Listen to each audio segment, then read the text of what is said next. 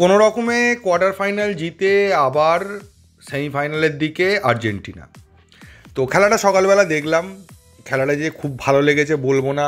Argentina মোটামুটি dominate করছিল, Ecuador দু একবার ঢুকে গেছিলো কিন্তু মানে আর্জেন্টিনার গোলের ভেতরে, এবং ঠিকঠাক গোলে রাখলে গোল করেও দিতে পারতো। তো প্রথম দিকে 35 মিনিটের মাথায় লিসান্দ্রো মার্টিনেজের গোলে আর্জেন্টিনা এগিয়ে যায় এবং তারপর থেকে আর ব্যবধান বাড়াতে পারেনি। উল্টো দিকে ইকুয়েডারও চেষ্টা করেছিল প্রচুরবার গোল শোধ করার, তারাও সেইভাবে গোল করতে পারেনি।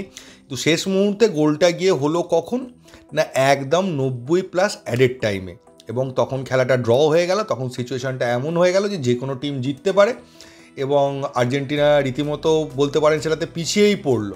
এবং আজকের জয়ের নায়ক এমি মার্টিনেজের হাত ধরেই আজকে আর্জেন্টিনা কিন্তু সেমিফাইনালে পৌঁছলো।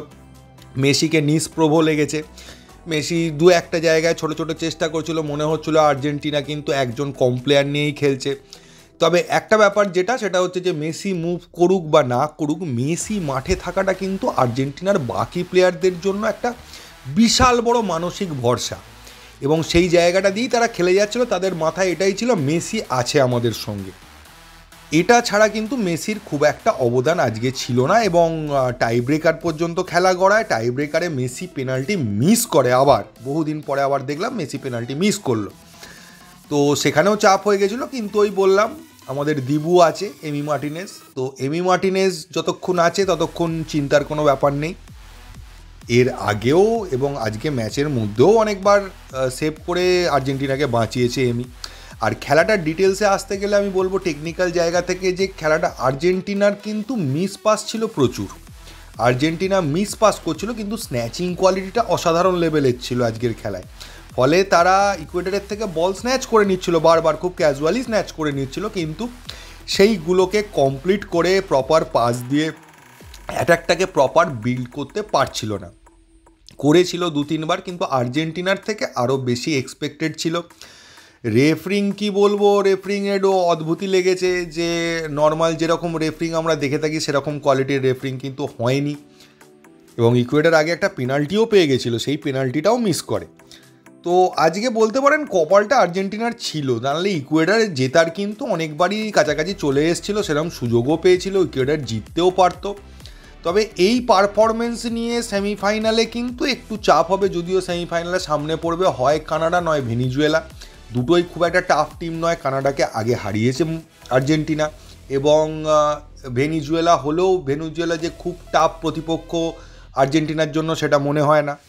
তবে আর একটা ম্যাচ জিতলেই আর্জেন্টিনা ফাইনালে, তবে ফাইনালে গেলে নিশ্চিন্ত হওয়ার কিছু নেই। এর আগেও দুটো ফাইনাল হেরেছে, লাস্ট ফাইনালটা ব্রাজিলের সঙ্গে জিতেছে, ব্রাজিলেরও এখনও সম্ভাবনা রয়েছে।